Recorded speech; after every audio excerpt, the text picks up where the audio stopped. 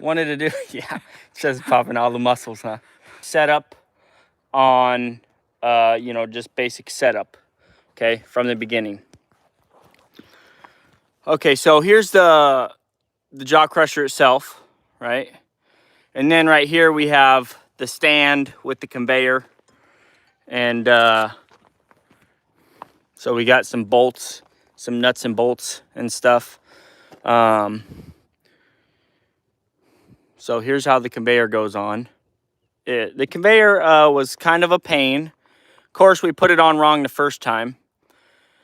What's up, Morgan? You know, we had the conveyor backwards, so the V was going like this. So if it would go uphill, the rock could spread off this way. And then we realized it, so we had to undo that and then flip it around. So this is it. Here, go stand next to it, Grandpa, so they can kind of get a size comparison. So it's really not that small of a machine, guys. This thing's pretty big. I mean, that trailer right there is 40 feet long. So it gives you kind of an idea of how big this rock crusher is. It's definitely not a hobby rock crusher, guys. Just that head right there weighs 5,000 pounds. That arm was not an easy arm to pick up half of it. Yeah, that arm was pretty heavy. That upper end is pretty heavy. So we got the tires. We are missing the bolts for the tires, so my wife went to Tractor Supply to pick up some bolts. But we have quite an array of other bolts, nuts and bolts for the shrouds and you know, some other miscellaneous things, I think, for the motor that they usually mount on it. But we already crushed 2 rocks with it, this thing, and you can crush it like almost by hand. You know, Morgan, long-term strategy is just, you know, just slowly diversifying the business. You know, just becoming more of a monopoly is kind of my strategy, right? So the more things you can do, the more of a one-stop shop you are, the more you capture all of your customers' needs. And, you know, you just have a much better ability of, you know, they loaded this on here so wrong. I would have put that way up there and this in the back. You can see how flat that tire looks. That one tire looks flat because all the weight's right on it. They should have put that in the center or something. This whole frame right here isn't that heavy. I mean, it's heavy, but it's nowhere near compared to how heavy that is. 3 times heavier than Yeah. Oh, so the vacation went great. We went down to Oregon. We went down to Bend, Oregon. We had a whole bunch of fun there.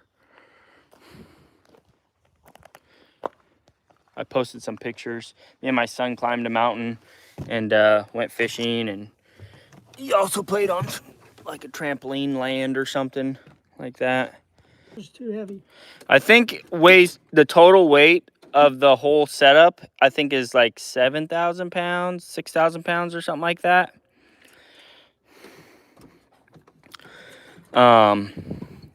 So you can see the eccentric shaft in here. You can see the lobe is on this side and it's smooth on that side. So when you rotate it, here, 1 second. Is that going to affect, the chain's not in the way, is it? Right up here it is. Okay. Oh. Okay, so roll it. So you can see it moving. Yeah, that thing. So that's backwards though, obviously. But it's a 10 by 16 opening right here. Yeah, there you go. You can see the rock dust I had down in there that I crushed a rock. So I'm just gonna show you real quick what it looks like when it's crushing a rock. I'll keep it going. Yeah, just keep it going. If I don't keep it going. Let's find a big rock. Once that thing gets rolling, it's not that hard to keep it moving. Here's a decent rock. Here's a big Corey spall right here. This is probably like a 4.5-inch spall. Get up there, but I can't run my 16 horsepower that fast. Okay, here it goes. There you go. Well, keep going. Oh, you let it stop? Okay, here, just stop. Just stop. You're not supposed to let it stop. Hey, I ran out of steam by the time you got back. Yeah, I seen that. Okay. I mean, you can see it was crushing that thing so easy. Here, I'll spin it. This 1 horsepower doesn't do it. He's 77, guys, so typical, making Grandpa do all the work. Oh, it asked me fall detection. I Yeah. didn't know if I fell again. Okay, you hold that right there. Let me get this bad boy spinning.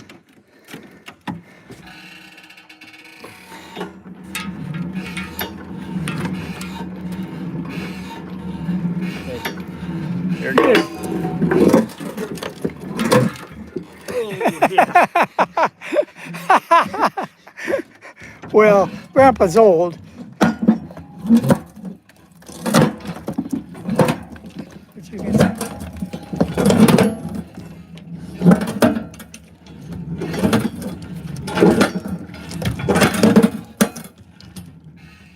That's it. All you got is just little pieces that are stuck. Yeah. Now smile. So this right here is gonna crush some serious concrete and asphalt for us and our customers. And you know, and here's the one of the biggest pluses about this particular machine. It can fit on my trailer, right? So I don't have to hire a lowboy to go take this crusher anywhere, right? I can haul it on my own tilt deck. I can go to anybody's yard and crush up their stuff. Is your finger over the camera lens? Only your face. Well, at least, yeah, there we go. Anyways, so, you know, the nice thing about this is this is gonna do the type of quantity that I need. I don't need a machine that's gonna do 100 tons an hour, okay? Because you don't see 1,000-yard See that piles. nice backhoe for my tractor over there? You don't see 1,000-yard piles of material that needs to be crushed, right? I'm only going to be in the hundreds of yards of material, you know. So I can go to any precast company and I can say, hey, all your remnants and your debris, that the reject molds and stuff, I can come over, crush it up for a few $1,000, and then you can reuse it or resell it, you know. Or pay me to haul it away. Yeah, they won't need to haul it away. They can use it, you know, to fix their parking lot or whatever. It's just so much more versatile. It allows my customers, you know, to get rid of their stuff a lot more efficiently, and you know, they can reuse that product versus normally they have to pay to have a dump truck haul it off, and then they have to pay for another company to recycle it, you know, and they can just cut that middleman out. They can pay me to come and crush it up, and then they can resell it, you know. So it's just one more option for expanding the business. You know, diversity is key in business. If you get locked into one, you know, one specific aspect of an industry, it has to be a niche for you to be successful. And in dump trucking, you are not a niche. There's no niches in dump trucking, okay? Anybody can buy a $15,000, $20,000 dump truck and go drive it, okay? It's not rocket science, okay? You know, so the trick is diversifying your business. And this is how you do it. You just do one step at a time. You know, that's why I started a long time ago. I started with the backhoe and I started with the dozer. And then I got excavators. And then I seen the potential of, you know, a lot of my customers are paying these just outrageous fees to dump this material. And all they're doing is crushing it up and reselling it back to them 2 months later. You know, so it just makes sense to just do it for them. You know, cut the middleman out, you make more money, you keep your customers happier, and they're less likely to go somewhere else. So, you know, there's people that think that this is a train wreck, which I don't see how this could be a train wreck at all. You know, this is a piece of machinery, and you know, iron seldomly goes down in value. Seldomly. Tools don't go down value very quick. Yeah. This is And a so big tool. here's another thing, right? Okay, this exact setup right here with the crushing head and a conveyor and a motor, because I already have the motor, $35,000 in Bellingham, Washington. You can buy it right now, Mountain Baker Metals and Mining, for $35,000, and I just paid 10.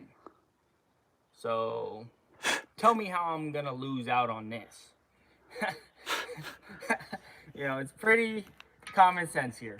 So anyways, let me just show you around the machine real quick. I'll show you some of the different components. So right here we have a spring. This keeps the tension on the toggle plate. That's the toggle plate right there. That keeps the bottom at the same distance as the top is rotating in and out, right? And then you got the eccentric shaft. You got these big flywheels, both sides. One has grooves for the belt, one isn't. We got fan shrouds for both of them, you know, so keep people from, you know, getting hurt, putting their fingers into moving parts. Okay, then right here, this pulley right here operates the belt. You can see that. There's a gear on the other side that operates that. So this crushing head is actually backwards. This part right here actually goes on that side, and it'll sit right here. And so that V-belt flywheel will be on this side, right? It'll sit right above that. So we'll have the belts going like this, straight to the motor, which will sit right here. And then, so one motor will run the conveyor and the crusher, and it'll just crush it, right? And then we have these rollers, right, which keep the material in the center of the conveyor, right? And then we have these rollers right here, which keep the belt from hitting this support beam. And then we have more V rollers. And then right up here, we have the roller stops. So these are rollers also. They keep the belt centered, you know, from going too far off. They also keep the belt from getting chewed up. At least that's the intended purpose. And then we have this roller right here, which is the tensioning roller. And it's pretty simple how it works. We're gonna tighten these down, not too tight. And then we tighten the belt with this, one on each side. It's gotta be tightened to the same amount, which I'm guessing is probably gonna be right about there. Tighten it up, both sides. Yeah, no, it's definitely a good conveyor, man. This is definitely a decent size. It's over 6 feet tall, so it can easily do a 15-ton pile without moving at all, right? Probably bigger than that once we put the tires on, because then that'll lift it up another 1.5 feet. So, and then if you set this up on a slight hill, then you can even do even a bigger pile, which is how I have my property set up in the back. That side's not tight, but it's up. Yeah, okay, sweet. It straightened the bolt out, but it didn't pull it up. Yeah, that's all we need. And then we'll tension it, and then we'll tighten them down. I was going to use the Impact? impact. No, it makes too much noise. Yeah, it'd be pretty Besides, loud. I need the exercise. Yeah, Grandpa said he wants the exercise. So me and Grandpa actually have scheduled a hike up to Camp Muir on Mount Rainier. That's going to be super fun. We're going to do that. Me, Grandpa, and my son. Climbing mountains, you know. Again. A couple times. We've done it a couple times. Yeah, we did that 2017. Yep. 103. Yeah, we did a 103-mile hike. Actually, it was 108, Grandpa. Well, yeah, after I did that 5 extra. Yeah, we did extra because we had to go from Carbonado up to the trail. It was the Wonderland Trail, for those of you that are interested. we did the Wonderland Trail 108 miles. So here's the conveyor. Let me just switch the camera around for you. You can see how the conveyor is attached. It's a cable that is cut. And then I'm not sure if this goes on that or something. I don't know. Maybe nothing even goes on that. I think it probably just stays just like that. And then right here you have your little feed, your little feeder. So the debris falls down, hits this, and goes straight into the conveyor. And then, of course, you guys already seen the crushing portion of this. You ride on Grandpa's shoulders on that hike. More like the other way around. I was dragging him up the hill. We took enough breaks, both of us. Trust me, if we didn't have each other, we might not have made the hike. We might not have been able to make it. You know, we motivated each other on that hike, you know.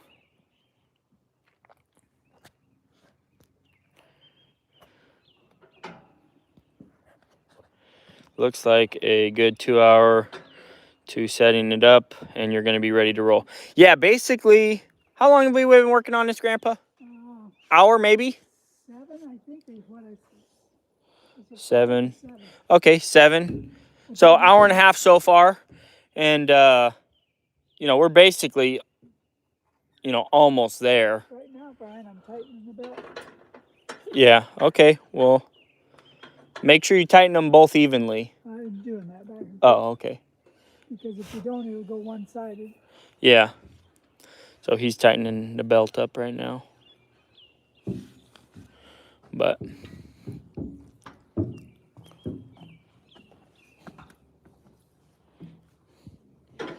once it gets more tension, then it'll sit up higher on these rollers right here.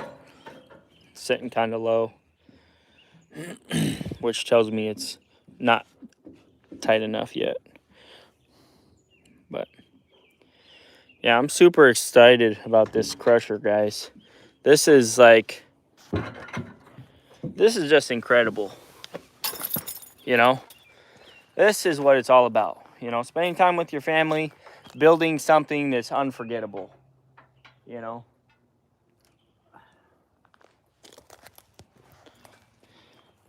not only am I going to be able to look back at these times, but my kids and their kids are going to be able to look back and see this. I got the pictures from the 1800s. Yeah, dude, it's bigger than what I was thinking too, Blake, because I was seeing those Chinese people in the picture, and I was like, man, I wonder how big it is, you know. But that thing it's pretty big, you know. And then once you add the hopper, the feed hopper on the back, I mean, it's gonna be basically that long from here to where Grandpa's standing. I know, right? I think it's probably fine, or close to it. Yeah. I didn't go past. Yeah. It's hard to tell right now, Grandpa, because those blocks right there too. And they probably didn't have the tension too tight because when I first started, it's good to have it low. Yeah. What you want is this thing right here up on that. Yeah, which they look like they are now. Because that's going to be what keeps it straight. Yeah, helps keep it lined up. And that'll straighten it up as it comes up the hill. That is so cool. So let's see if it works. Yeah, well, I don't know if you're gonna be able to roll it because that roller the belt's kind of touching the ground. Well, here comes the bolts for the wheels. Yep, here comes the bolts for the wheels. Oh, it's rolling. It's moving. Have you got anything else? Okay, that's good, Grandpa. I hear some wood crunching. The belt go. I was sweeping up the floor. That's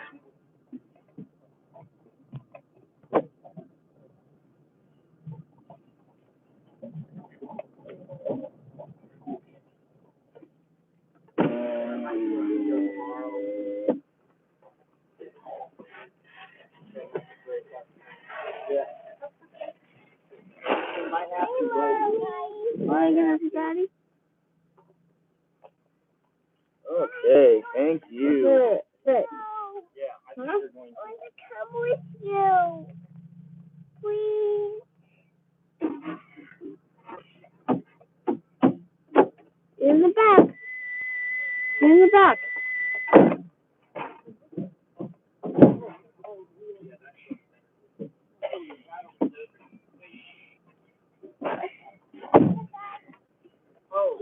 Go! You good?